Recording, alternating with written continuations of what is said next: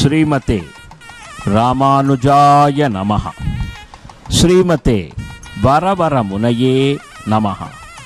ஸ்ரீ வாதூல குரவே நமஹ.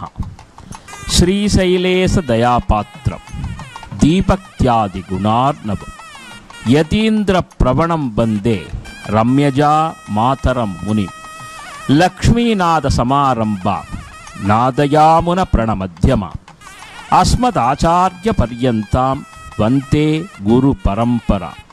ஸ்ரீ செண்டும் கையும் செங்கமலத்தாயார் துணை, கோலும் கையும் கோபாலனே துணை. ஸ்ரீவித்யா ராஜகோபால சுவாமி திருக்கோவில் பங்குனி பிரம்மோத்சவ திருவிழா 16ஆம் திருநாள் மாலை வேளை செட்டி அலங்கார சேவை.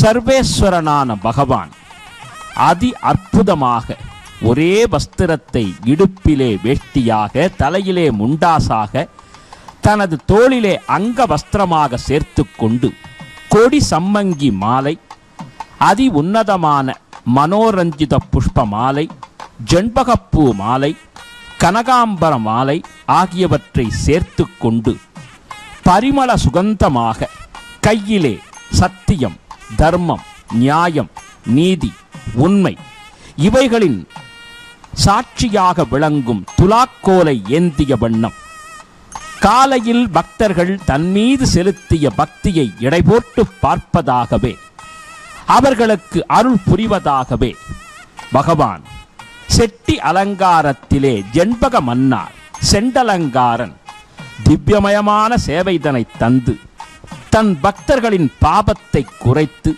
புண்ணியத்தை நிறைத்து இகபர சுகம் யாவும் தருபவனாக பின்னழகும் முன்னழகும் காட்டி நம்மை மெய்யுருகச் செய்து ஸ்ரீமன் நாராயண சரணவு சரணம் பிரபத்யே ஸ்ரீமதே நாராயணாய நமஹா என்று எல்லோரும் வாழ்த்து கூற அதி உன்னதமாக இசைக்கலைஞர்கள் மேள தாள இன்னிசை கச்சேரிகள் நாதஸ்வரங்கள் முழங்க விசேஷமான வகையிலே வெண்ணைத்தாழி மண்டபத்திலே 16ஆம் திருநாளிலே இரவு வேளையிலே ராஜாதி ராஜனாக, ராஜகம்பீரனாக, ராஜமார்த்தாண்டனாக ஸ்ரீ ஜெண்பகேஸ்வரன் தங்க குதிரை வாகனத்திலே எழுந்தருளி அருள்பாலிக்கும் திருக்காட்சியை நம் சிடிஎன் தொலைக்காட்சி பக்தி பூர்வமாக நமது இல்லத்திலே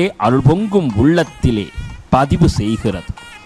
கிடந்த நம்பி குடந்தை மேவி கேழலாய் உலகை இடந்த நம்பி எங்கள் நம்பி எறிஞர் அரண் அழிய கடந்த நம்பி கடியார் இலங்கை உலகை ஈரடியால் நடந்த நம்பி நாமம் சொல்லில் நமோ நாராயணமே என்று பெரிய திருமொழியில் திருமங்கையாழ்வார் சாதித்தருளும் கிரமத்திலே உலகளந்த பெருமாளாக விசேஷமாக தனது பக்தர்களுக்கெல்லாம் அவர்களின் குறை தீர்ப்பவனாக எங்கும் நீக்கமர நிறைந்திருக்கும் சத்திய தர்ம பரிபாலனனாக இதோ தனது திருவடியை லாவகமாக குதிரை நம்பிரானின் மீது எழுந்தருளிக் கொண்டு உற்சாகமாக பாய்ந்து வரக்கூடிய நிலையிலே குதிரை நம்பிரான் காட்சி தர பரவாசுதேவன் அதிலே ஒய்யாரமாக புன்சிரிப்போடு ராஜ கிரீடம் தாங்கிக் கொண்டு வேத்ரம் தனை ஏந்திக் கொண்டு ராமபாணத்தை தரித்து கொண்டு மிக உன்னதமான வகையிலே இடது திருக்கரத்தை குதிரை நம்பிரானின் மீது எழுந்தருளச் செய்திய வண்ணம் பகவானுடைய தோற்றம் நம் மனதை அவன் திருவடியிலே ஈர்த்து நிறுத்துகிறது. ராஜாதி ராஜன் என்ற சொலவடைக்கு இவன் ஒருவனே சாட்சியாகிறான். துவாரகா நகரத்தை அன்று ஆட்சி செய்த பகவான் தட்சிண துவாரகையான நமது ராஜ மன்னார்குடியையும் ஆள்பவன் நானே என்று காட்டுகிறான். 16ஆம் திருநாளிலே காலை வேளையிலே சின்னஞ்சிறு குழந்தையாக வெண்ணை திருடும் கண்ணனாக குடத்தை அணைத்து கொண்டு திருவீதி உலா வந்தவன் மாலை நேரத்திலே செட்டி அலங்காரத்திலே துலாக்கோலை ஏந்திக் கொண்டு சத்திய தர்ம நியாயத்தை உலகுக்கு உணர்த்தக்கூடிய தாமோதரனாக சேவை சாதித்தவன் இப்பொழுதோ குதிரை நம்பிரானின் மீது ஏறி அமர்ந்து கொண்டு மிக ஒய்யார சேவைதனை தருகிறான் என்னால் அது நமது மன்னார்குடி செய்த மாபெரும் தவ புண்ணியமே. அதுவும் கோபில முனிவர்களுடைய அற்புதமான தவத்திற்காக இந்த திருநகருக்கு எழுந்தருளி காட்சி தந்த எம்பெருமான் மிக உன்னதமான பால்குண மாசம் என்று சொல்லப்படும் பங்குனி திருவிழாவிலே தேவர்களும் மூவர்களும் சகல தேவாதி தேவர்களும் வந்து வணங்கக்கூடிய இத்திருவிழாவிலே 16ஆம் இனிய திரு நன்னாளிலே ராஜாதி ராஜனாக அமர்ந்து திருவருளை பொழிகிறான் என்றால் பார்க்கக்கூடிய இந்த காட்சியை சேவிக்கக்கூடிய அனைவருக்கும் ராஜபோகங்களை, ராஜ வாழ்க்கையை, ராஜ யோகங்களை தரப்போகிறான் என்பதாகவே உணர வேண்டும். புல்வாய் பிளந்த புனிதா என்று அழைக்க உள்ளே நின்று என் உள்ளம் குளிரும் உருவா கல்வா கடல் மல்லை கிடந்த கரும்பே வள்ளால் உன்னை எங்கனம் நான் மறக்கேனே என்று பெரிய திருமொழியிலே திருமங்கையாழ்வார் சாதிக்கிறார். பறவையாக வந்த அரக்கனை கிழித்தவனே, ஒப்பாரும் மிப்பாரும் இல்லாதவனே என்றும் யாராலும் உணர முடியும்படியாக நீக்கமர நிறைந்திருக்கும் சர்வேஸ்வரனே உன் திருத்தாள் சரணம் என்று பக்தர் குழாம் வணங்கி வழிபட புறப்பட்டான் புறவியிலே புருஷோத்தமன். அதுவும் வெண் சாமரம் கவிக்க, இசை வல்லுனர்கள் இசைதனை ஓங்கி ஒலிக்க, நால் வேதம் முழங்க, திருவடியான தீவட்டிகள் உடன் வர எம்பெருமான் ஜெகதானந்த காரகனாக, ஜெகன் மோகனா காரனாக, ஜெகத்தையாளும் ஜெகநாதனாக, ஜம்பகேசனாக உலா வரக்கூடிய திருக்காட்சி. குதிரை வாகனம் என்று சொல்லும் பொழுதே காற்றைப் போல் வேகமாக செல்லக்கூடியது குதிரை. மந்திர தந்திரங்களால் கட்டுப்படுத்த முடியாத விலங்கு என்பதும் குதிரைக்கே பொருந்தும். அது மட்டுமல்லாமல் யஜமான விசுவாசத்தை நிறைந்து பெற்றது குதிரை. ஞான வடிவம் அழகுருவம் என்றும் இலக்கிய கர்த்தர்கள் அழைக்கிறார்கள். சூரிய பகவானை அந்த தேரை இழுத்து வருவதே 7 குதிரைகள்தான். பார்க்கடலை கடைந்தபொழுது முதலில் வெளிப்பட்டது தேவலோக குதிரையான உச்சைஸ்ரவஸ் என்ற வெண்மை நிற குதிரைதான். பகவான் கிருஷ்ணன் குருட்சேத்திர யுத்தத்திலே தேர்ப்பாகனாக பார்த்த சாரதியாக தேரை ஓட்டிய தருணத்திலே ரிக் யஜுர் சாம அதர்வணம் என்ற 4 வேதங்களே குதிரைகளாக உருமாறியது என்று பெரியோர்கள் அழைக்கிறார்கள். திருமாலிருஞ்சோலையிலே கள்ளழகப் பெருமாள் சித்திரை திருவிழாவின் போது வைகை ஆற்றிலே இறங்குவது குதிரை வாகனத்தில்தான். அங்கே கள்ளழகப் பெருமாள், இங்கே கோபாலன்.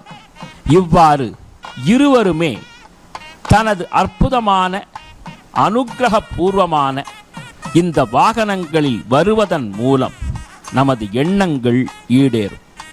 எம்பெருமான் தசாவதாரத்தை எடுத்தவன். அதிலே நிறைவாக 10வது அவதாரம் கல்கி என்ற அவதாரம்.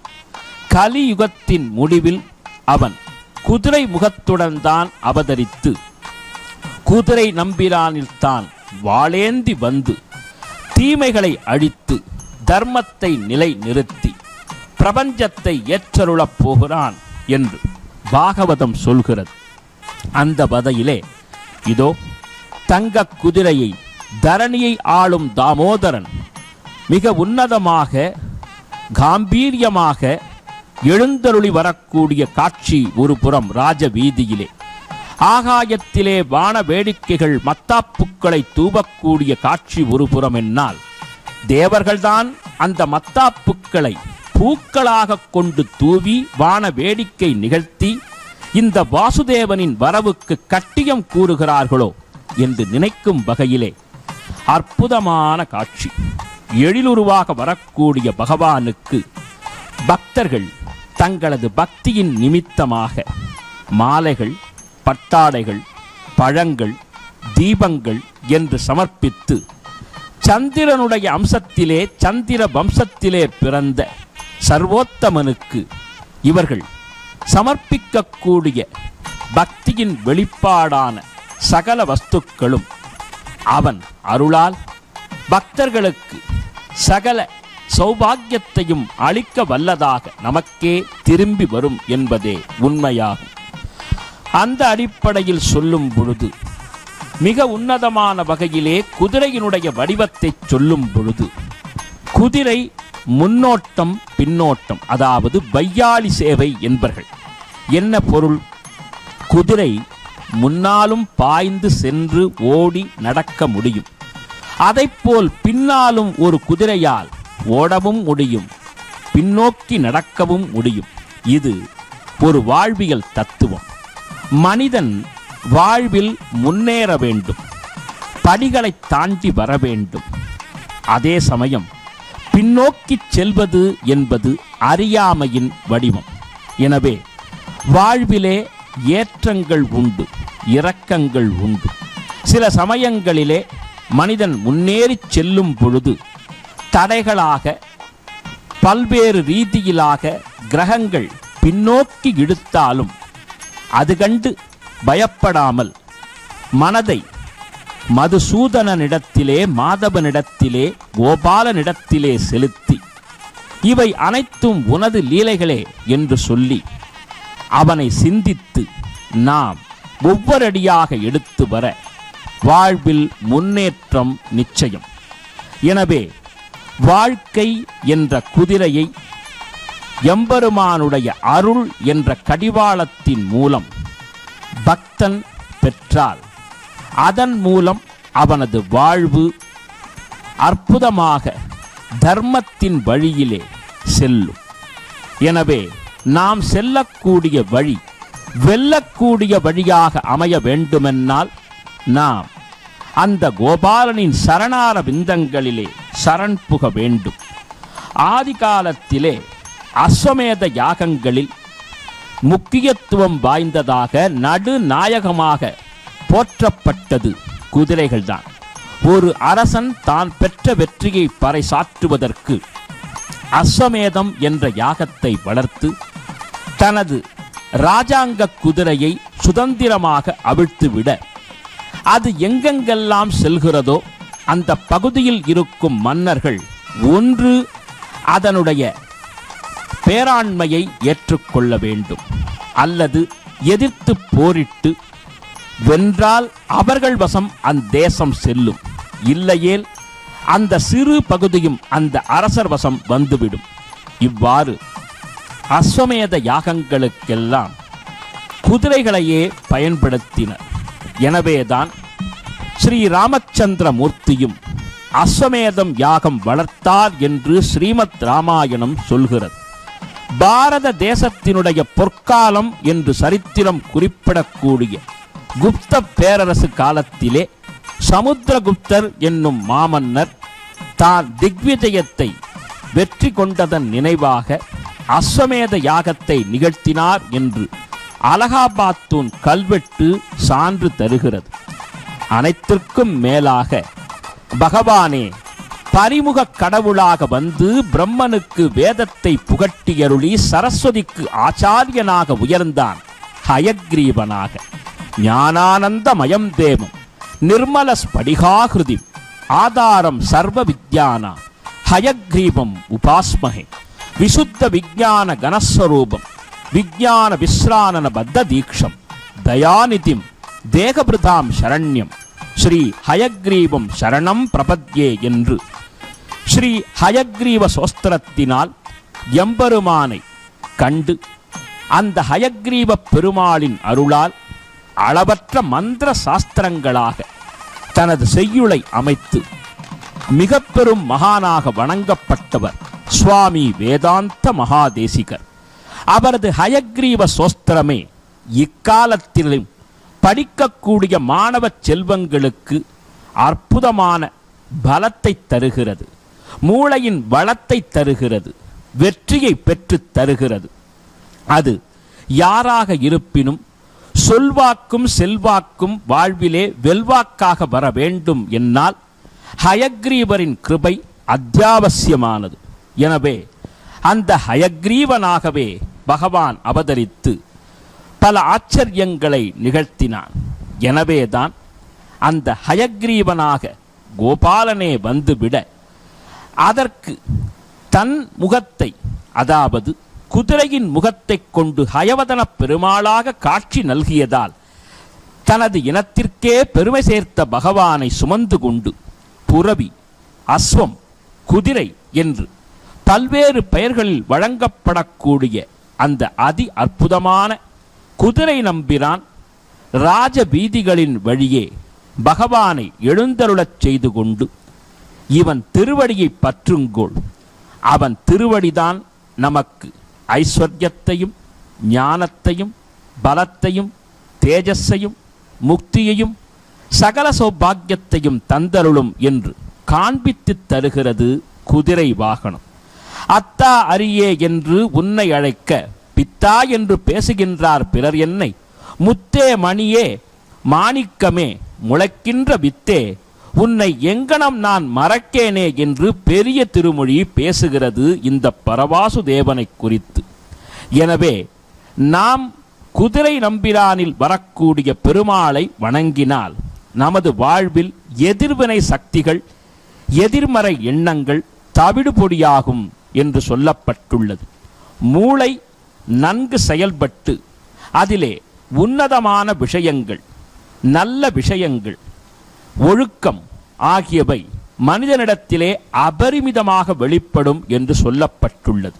எனவே குதிரை நம்பிரானை, அதுவும் தங்க வெட்டுங்குதிரை நம்பிரானின் மீது வரக்கூடிய வாசுதேவனை வணங்கி வர வாழ்வில் நமக்கும் எப்பொழுதும் வளமார் பொழிலை வாரி வழங்குவான் பரவாசுதேவன். இதை உணர்ந்து கொண்டதன் அடிப்படையிலே சிறுவர் முதல் பெரியோர் வரை அனைவரும் வந்து நின்று பக்த வெள்ளத்திலே பகவானுடைய அற்புத காட்சியை காணும் பொழுது பகவானுக்கு எத்துணை பிரீத்தி பக்தர்களின் மீது. இப்படிப்பட்ட பக்திக்காகவே சர்வேஸ்வரனான பகவான் தனது அற்புதம் செறிந்த இதுபோன்ற விசேஷங்களிலே குதிரை நம்பிரானிலே வந்து நம் மனதை கவர்கிறான் என்று நினைக்கக்கூடிய வகையிலே இதோ அந்த எம்பெருமான் வரக்கூடிய காட்சி. ஆரா அமுதமாய் அல்லாவியுள் கலந்த காரார் கருமுகில் போல் என்னம்மான் கண்ணனுக்கு நேராவாய் செம்பவளம் கண்பாதம் கைகமலம் பேரா நீள் முடினான் பின்னும் இழைப்பலவே கட்டுரைக்கில் தாமரை நின்கண் பாதம் கை ஒவ்யா கட்டுபித்த நன்பொன் உன் திருமேனி ஒளி ஒவ்வாது என்று பாசுரங்களிலே ஆழ்வார் அற்புதமாக அனுபவிக்கத்தக்க வகையிலே குதிரை நம்பிரானில் வரக்கூடிய அந்த செந்தாமரை கண்ணனை, நமது செங்கமலத்தின் நாயகனை, அவன் வரக்கூடிய அந்த அழகினை காணும் பொழுது மனமெங்கும் கோபால பக்தி நிறைந்து பெருகுகிறது. ஆம், இந்த எம்பெருமானை நாள்தோறும் நாடித் துதித்து பாடித் துதித்த நாரதர் எங்கும் எப்பொழுதும் சஞ்சாரம் செய்து அதன் மூலம் தேவரிஷியாக எங்கும் சஞ்சரிக்கக்கூடிய பாக்கியத்தை பெற்று அதன் மூலம் அவர் உலகத்திற்கே மிக பெரும் மகானாக ஆச்சாரியராக கருதப்பட்டார். எனவே நாரத மகரிஷியின் அற்புதமான கருணை இருப்பின் நாரணனின் வைகுண்டம் கிட்டும் என்பர்கள். அந்த நாரதர் கையில் வைத்திருக்கக்கூடிய தும்புரு என்ற வீணையே குதிரையின் வடிவம்தான். மகதி என்று சொல்லக்கூடிய வீணை குதிரையின் வடிவம்தான். இப்படி சொல்லிக்கொண்டே போகலாம் குதிரையின் மேன்மையை. எனவே நமது வாழ்விலே மேன்மை பெற, வெற்றி பெற இப்படிப்பட்ட குதிரை நம்பிரானில் வரக்கூடிய பரவாசு தேவனை நாம் வணங்கி துதித்தால் என்றும் வெற்றி, எதிலும் வெற்றி. அந்த வெற்றி நம்மை பற்றி வர கோபாலனின் பூவார் பதங்களை சரண் புகுவோம். கமலா சரணாம்போஜ கௌஸ்துபாங்கித பக்ஷசே கல்யாண குண பூர்ணாய சம்பகேசாய மங்களம். ஸ்ரீமதே ரம்ய ஜாமாத்ரு முனீந்திராய மகாத்மனே ஸ்ரீரங்கவாசினி பூயாத் நித்யஸ்ரீ நித்ய மங்களம் என்று மங்களம் பாடி கோபாலனின் திருவடித் தாமரைகளில் சரண் புகுவோம். சர்வம் ஸ்ரீ கிருஷ்ணார்ப்பணமஸ்து.